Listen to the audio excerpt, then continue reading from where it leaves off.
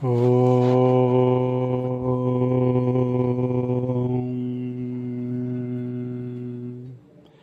హరి ఓం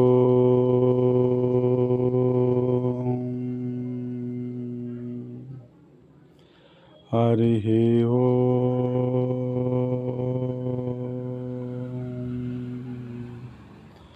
శాంతి శాంతి శాంతి. ఓం శ్రీకృష్ణ పరబ్రహ్మణే నమః. శ్రీ సద్గురు పరమాత్మనే నమః. ఓం శ్రీ సర్వమహర్షిభ్యో నమః. ఓం ఆది అల్లూరి ఎరుకల స్వామియే నమః. ఓం సిక్కేపల్లి రామప్ప స్వామియే నమః. ఓం నల్లమేకలపల్లి కాసయ్య స్వామియే నమః. ఓం నేమకల్ సంఘాల కొండారెడ్డి స్వామియే నమః. ఓం మఠం గోపాలరెడ్డి స్వామియే నమః. ఓం శాంతి శాంతి శాంతి. ఓం మత్తః పరతరం నానత్కించిదస్తి ధనంజయ మయి సర్వమిదం ప్రోతం సూత్రే మణిగణా ఇవ.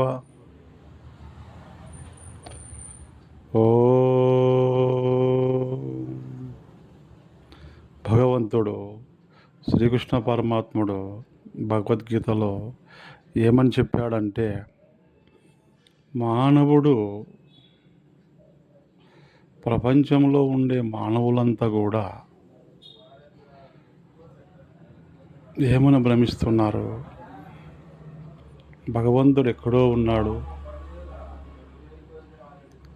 భగవంతుని మనం చూడలేము,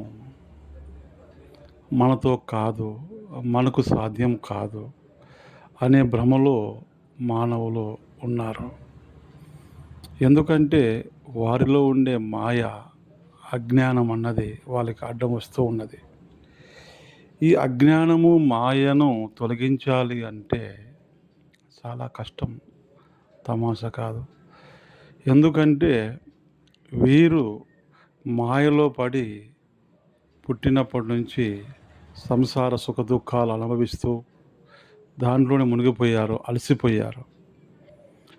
వాళ్ళని పైకి లేపాలి అంటే, గురువు దగ్గర చేర్చాలి అంటే, భగవంతుని దగ్గర చేర్చాలి అంటే గురువు అవసరం, సద్గురువు అవసరం. సద్గురువు కూడా మంచి ప్రవర్తన, సత్ప్రవర్తనతో ఉండి ఆయన కూడా ప్రపంచంలో ఉండే అన్ని విషయాల మీద జ్ఞాన విజ్ఞాన తృప్తాత్మా కూటస్థో జితేంద్రియ యుక్త ఉత్తుచ్యతే యోగి సమలోష్టాస్మకాంచన. ప్రపంచంలో ఉండే ఏ వస్తువు మీద అతనికి ఆశ ఉండకూడదు. రాళ్ళైనా, గులకరాలైనా, వజ్రాలైనా, బంగారమైనా, ఇనుమైనా, రాగైనా, వెండైనా, ఏదైనా కూడా అతనికి సమలోష్టాస్మకాంచన, అన్నీ కూడా సమానంగా భావిస్తాడు. అటువంటి గురువులు సద్గురువులు. వీరికి ప్రపంచంలో ప్రతి ఒక్క మానవుడు భగవంతుని చేరాలంటే అషడ్వర్గాలని ఒక 6 అడ్డం వస్తూ ఉంటాయి. భగవంతుని చేరాలి అనుకున్న ప్రతి భక్తునికి, ప్రతి శిష్యునికి, ప్రతి మానవునికి అషడ్వర్గాలు జయించడం అవసరం, ఇంద్రియ నిగ్రహం అవసరం. అషడ్వర్గాలంటే ఏమి? కామము, క్రోధము, మోహము, లోభము, మదము, మత్సర్యము. ఈ 6 గుణాలు జయిస్తే అవలీలగా మానవుడు భగవంతుని చేరుకుంటాడు. ఇది సత్యము. ఈ 6 గుణాలు మనకు శత్రువులు. ఈ శత్రువులను జయించడంలో మనకు శక్తి వస్తుంది. మనలో ఉండే అజ్ఞానము పోయి జ్ఞానము, విజ్ఞానము, సంతోషము, ఆనందము లభిస్తాయి. సూర్యకిరణము ఎలా ఉంటాయో అంత కాంతి భక్తుని దగ్గర ముఖఛాయలో కనబడుతుంది. ఎప్పుడు? అషడ్వర్గాలను జయించినప్పుడు. కామము అనగా కోరిక. కోరిక అంటే ఏమి? ప్రతి వస్తువు నాది, ఇల్లు నాది, భూమి నాది, కారు నాది, భార్య నాది, బిడ్డ నాది, కొడుకు నాది, ఇల్లు నాది, ఐశ్వర్యం నాది, ప్రపంచంలో నేను నాది నాది అని చెప్పుకుంటూ నాకు అది కావాలి, నాకు ఇది కావాలి, నేను కారు కొనాలి, భూమి కొనాలి, అందరికన్నా బాగుగా ఉండాలి, మా అన్న కన్నా బాగుండాలి, మా తమ్ముని కన్నా బాగుండాలి, మా అక్క చెల్లి కన్నా బాగుండాలి, ఈ విధంగా మనిషికి కోరికలు. వాళ్ళకన్నా తక్కువగా ఉండడం ఈయనకి ఫీలింగ్ ఎక్కువ మాట. అహంకారం ఎక్కువ, వాళ్ళకన్నా బాగుండాలి. అహంకారము తొలగినప్పుడే మానవుడు జయిస్తాడు, భగవంతుని దగ్గరికి పోతాడు, ముక్తిని పొందుతాడని ఇంతకు ముందే నేను చెప్పాను. కాబట్టి మానవుని యొక్క కోరికలు త్యజించాలి. కోరికలు ఎప్పుడైతే త్యజిస్తాడో అతనికి ఈ ఆరులో ఒకటి వస్తే ఫస్ట్ కోరిక ఎప్పుడు జయిస్తాడో మిగతావన్నీ కూడా ఆటోమేటిక్గా ఆయన జయించగలడు. ఫస్ట్ కోరికను జయిస్తే మిగతావన్నీ కూడా ఆయన అవలీలగా జయించగలడు. కానీ కోరిక అన్నది మానవ పుట్టకే కోరికలు. మనిషే ఆశాజీవి. ఆశ లేకపోతే మనిషికి జీవితమే లేదు అంటారు మన పెద్దలు. ఆశ ఉంది కాబట్టి అతడు జీవిస్తూ ఉన్నాడు. ఎన్ని కష్టాలు వచ్చినా, నష్టాలు వచ్చినా, దుఃఖాలు వచ్చినా అతడు అన్నీ ఓడ్చుకుంటూ తన ఆశ జయించాలి, నేను ఆ స్థానం చేరుకోవాలి అని ఆయన కష్టపడి బతుకుతున్నాడు. ఆ స్థానం అంటే ఏది? ఆ స్థానం అంటే భగవంతుని స్థానం చేరాలి అనుకుంటే చాలా మంచిది. కానీ ఆ విధంగా కాకుండా ఒకరికన్నా బాగుండాలి, నేను పై స్థాయికి రావాలి, చాలా సంపాదించుకోవాలి, ఎమ్మెల్యే పదవి కావాలి, సీఎం పదవి కావాలి, ఊర్లో బాగుండాలి అనే భావన మనిషిలో ఎప్పుడైతే ఉంటాయో అతనికి ఏ మంచి పని చేయాలన్నా కూడా ఈ కోరికలు అతనికి అడ్డం వస్తూ ఉంటాయి. కాబట్టి మానవుడు కోరికలను జయించాలి. కోరికను జయించినప్పుడే అతడు భగవంతుని చేరుకోగలడు, ముక్తిని పొందగలడు. ఉదాహరణకు చెప్పాలంటే ఒక కోరిక గురించి ఒక చిన్న ఉదాహరణ చెప్తాను. అది ఏమనగా యోగి వేమన ఒక మహాయోగి. అతడు రాజు, ఊరికి రాజు. అతని అన్న కూడా వేమారెడ్డి రాజుగా ఉండేవారు. రాజుగా ఉన్నప్పుడు ఇతడు నేను రాజు కదా అనే అహంకారంతోన ఆయన యుక్త వయసు వచ్చినాక వ్యభిచారం మీద అంటే ఒక స్త్రీ మీద అతనికి ఇష్టపడి, ఆ స్త్రీ ఎవరు? ఈయన ఆమెను కామం అంటే కోరిక తీర్చుకునే ఆమెను అనుభవిస్తూ ఉంటాడు. ఆమె ఏం చేస్తుంది? ఈ యోగి వేమారెడ్డి అనే పేరు, వేమారెడ్డిని బాగా పొగుడుతూ ఉంటుంది. ఎందుకంటే అట్లా పొగిడితే కదా ఏమైనా తెచ్చి ఇచ్చేది. ఇతడు కూడా ఆ వేశ్యకు బానిసయ్యి తాగుతూ బానిసయ్యి, ఆమె ఏం అడిగినా కూడా, వేశ్య ఏం అడిగినా కూడా కాదనకుండా వజ్రాలు, వైడూర్యాలు, ఎంతో బంగారము ఆమెకిచ్చాడు. లాస్ట్కి ఆమె ఏమడిగింది? ఏమండి, మీ వదిన దగ్గర ముక్కు పుడక ఉంది కదా, ఆ ముక్కు పుడక నాకు కావాలి, నాకు తెచ్చిస్తావా? నేనంటే నీకు చాలా ప్రేమ కదా, మళ్ళీ ఈ ప్రేమకు గుర్తుగా ముక్కు పుడక తెచ్చిస్తావా అని కోరుతుంది.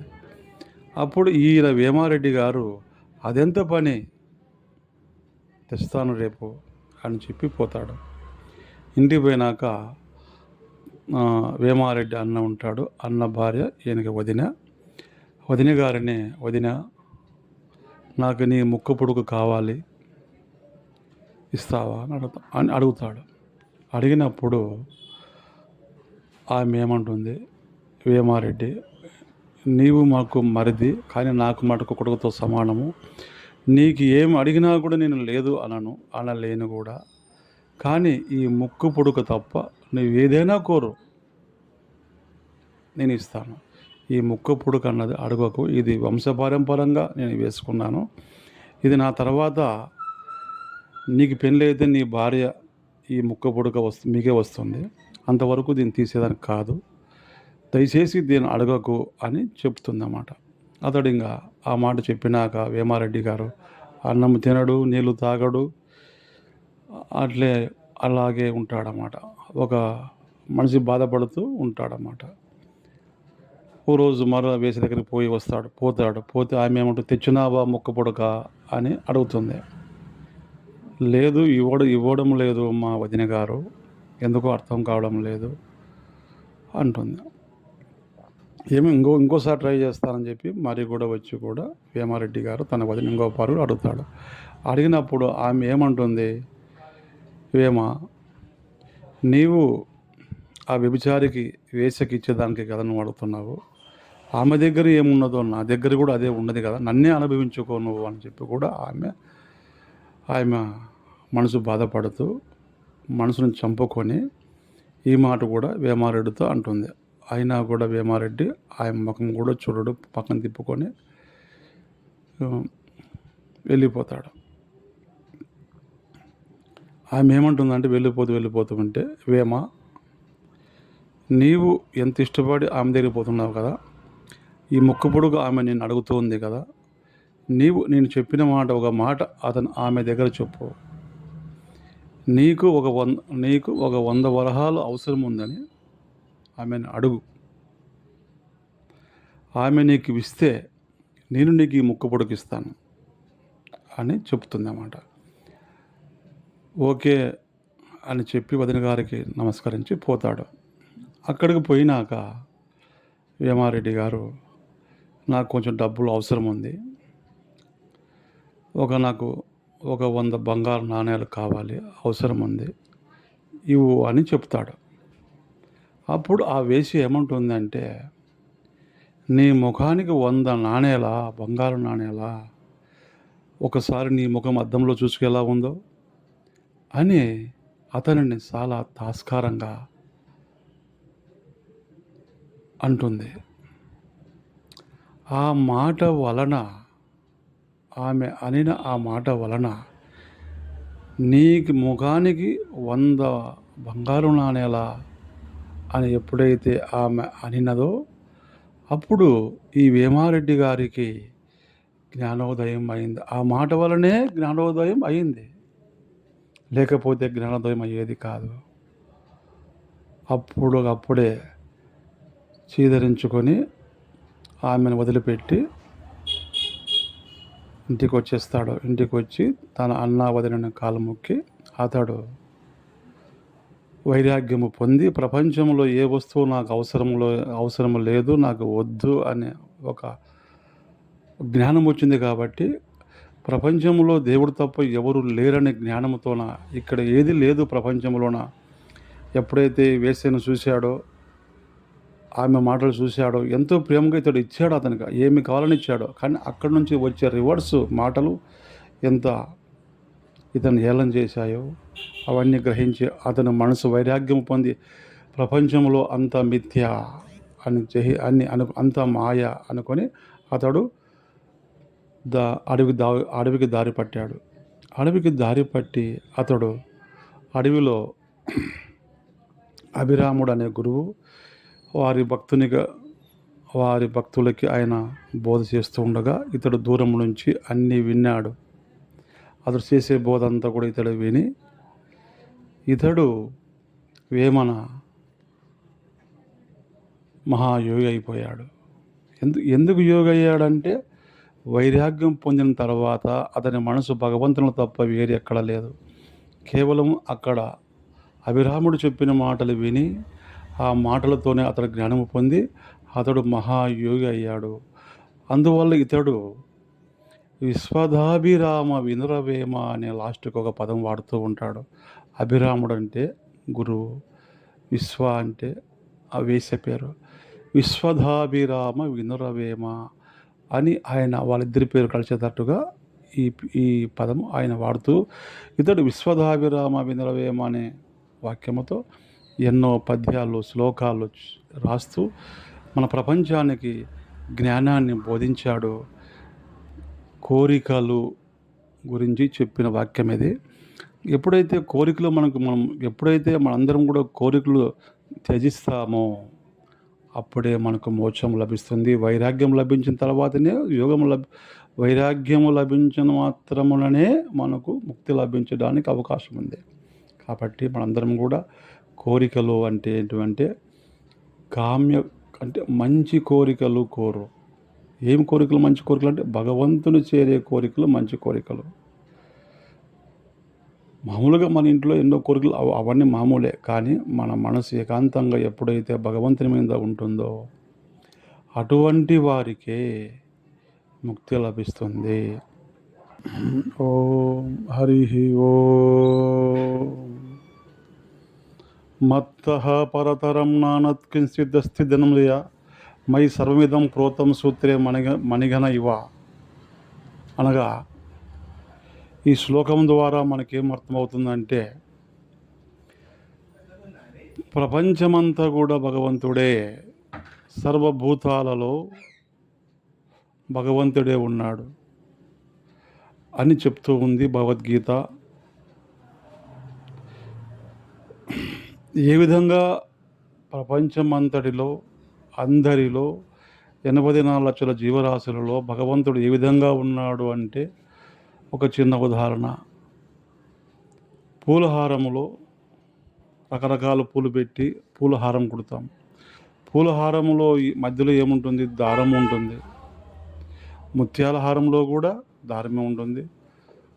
శివమాల రుద్రాక్షమాలలో కూడా పూజలు అంటే పూసకి రుద్రాక్షకు మధ్యలో అది అన్ని జాయింట్గా దారం ఉంటుంది.